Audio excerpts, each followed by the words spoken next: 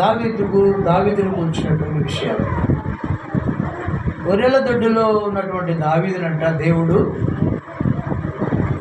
ఎన్నుకున్నాడంట. బెర్షెబలో ఉన్నటువంటి యెష్షయికి అనేటువంటి కన్నా 8 మంది కుమారులు ఉన్నారు. ఈ 8 మంది కుమారులలో చిన్నవాడు దావీదు. అన్నయ్యలేమో సైన్యంలో, కొంతమంది సైనికులుగా పనిచేస్తున్నారు, కొంతమంది వ్యవసాయం చేస్తున్నారు. ఈ చివరి వాడైనటువంటి దావీదు తండ్రికి ఉన్నటువంటి గొర్రెలను కాస్తూ ఉండేవాడంట. దేవుని స్తోత్రం చెప్పండి, హల్లెలూయా. గొర్రెలు కాచుకునే దావీదును దేవుడు ఏర్పాటు చేసుకున్నాడు. అంతకుముందుగా ఇశ్రాయేలీయుల మీద రాజుగా దేవుడు తన ప్రజలను ఐగుప్తులోకి తీసుకొచ్చిన తర్వాత, ఐగుప్తు నుంచి అంటే మోషే నాయకత్వంలో తీసుకొచ్చాడు. మోషే గారు చనిపోయిన తర్వాత యెహోషువ నాయకత్వంలో వారిని పరిపాలించాడు. యెహోషువ చనిపోతున్న తర్వాత ప్రియమైన వాళ్ళారా, ఇక న్యాయాధిపతులను ఏర్పాటు చేశాడు దేవుడు. ఎప్పుడైతే దేవుని పిల్లలు దేవునికి వ్యతిరేకంగా జీవించడం,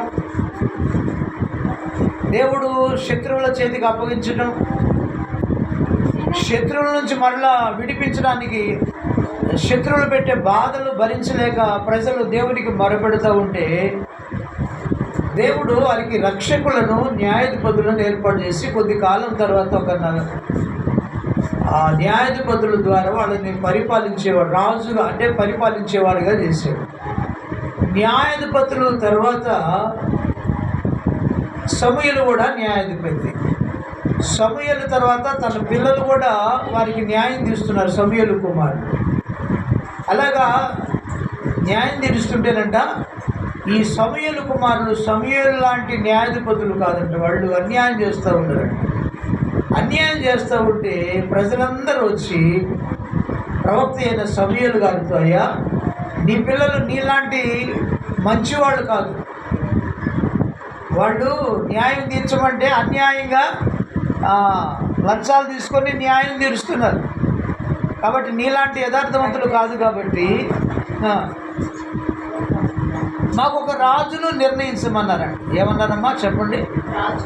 మాకు ఒక రాజు కావాలి అని అడిగారంట. రాజు కావాలి అన్నప్పుడు దేవుడు చాలా బాధపడ్డాడు. దేవునికి స్తోత్రం. సమూయేలు వెళ్ళి రాత్రి ప్రార్థన చేస్తున్నాడు, ప్రభువా వీళ్ళందరికీ ఒక రాజు, వాళ్ళని పరిపాలించి ఒక రాజు కావాలని కోరుకుంటున్నారా అంటే, అప్పుడు దేవుడు అన్నాడంట,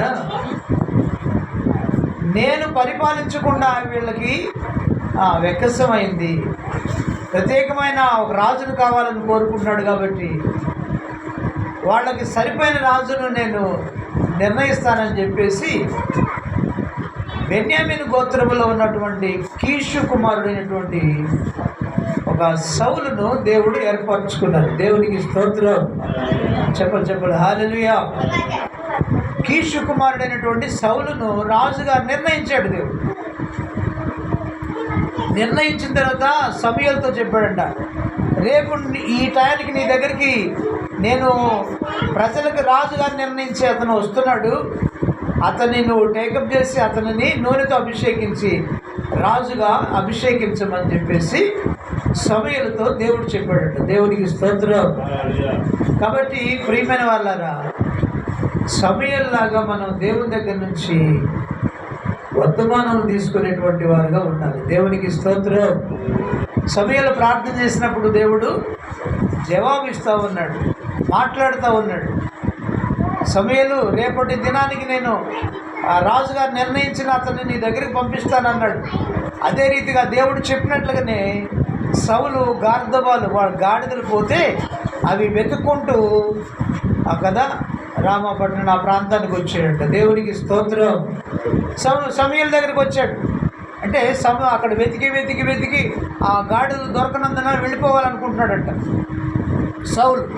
అనుకుంటుంటే ఆ పనివాడితో ఇక మనం వెళ్ళిపోదాం, మా నాన్నగారు మన కోసం బాధపడుతుంటారంటే ఇక్కడ ఎవరైనా మనకు ప్రవచనం చెప్పేవాళ్ళు ఉంటే బాగుండును అని అనుకుంటే ఆ పనివాడు అన్నాడంట, రామాలో ఇక్కడ సమూయేలు అన్నటువంటి దీర్ఘదర్శి ఉన్నాడు, దేవుని యెహోవా భక్తుడు అయిన దీర్ఘదర్శి, ఆయన దగ్గరికి పోతే మనకు మన గార్ధబాలను గురించిన విషయం మనకు తెలుస్తుంది, ఆయన మనకు ఏమైనా చెప్తాడు, అవి ఉన్నాయా లేవా, దొరుకుతాయా లేవా అనే విషయం చెప్తాడని చెప్పేసి ఆ పనివాడు చెప్పాడండి.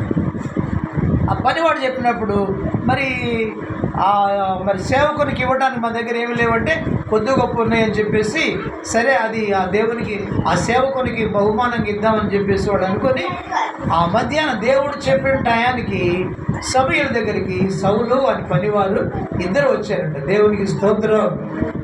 కాబట్టి దేవుని మాట, దేవుని